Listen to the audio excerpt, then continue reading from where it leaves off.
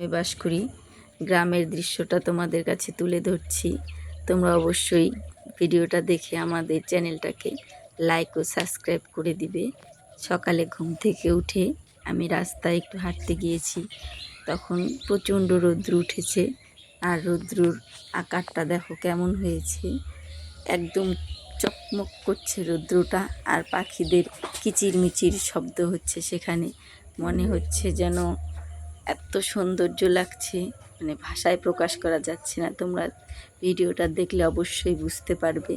আর মাঠটা যেন সবুজে ভরে গেছে, পাখিগুলো উড়ে উড়ে তাদের খাদ্য সংগ্রহ করতে যাচ্ছে।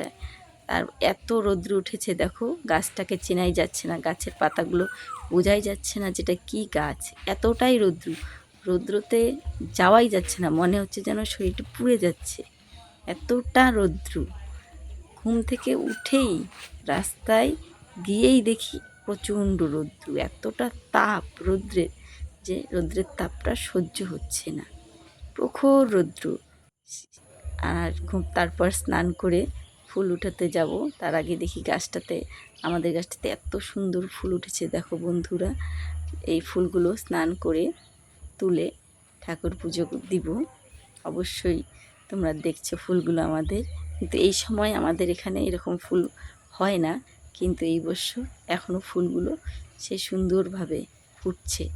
নিজেদেরও ভালো লাগছে পুজো দেওয়ার জন্য ফুল, কার না ভালো লাগে বলো, দেখলেই তো শান্তি। আর সেই ফুলগুলো, আর আমাদের পাশের বাড়ি একটা বাগান, সেখানে হরেক রকমের ফুলের গাছ, দেখতে সেই সুন্দর।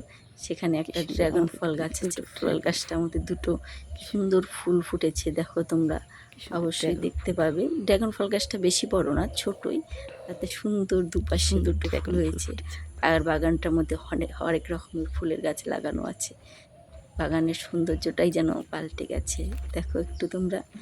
সেখানে নীলকণ্ঠ ফুল, ঝাউ গাছ, নানান ধরনের ফুল আছে সেখানে। সেই সুন্দর সাজানো গোছানো বাগানটা। আমাদের পাশে ঝাউ গাছ, সেই সুন্দর লাগছে, ছোট ছোট লাগিয়েছিল, এখন বড় হয়েছে। আর সব থেকে ভালো লাগছে ড্রাগন ফলের ফুল দুটো, এত সুন্দর লাগছে দেখতে, মনে হচ্ছে যেন সূর্যমুখী ফুলের মতো লাগছে।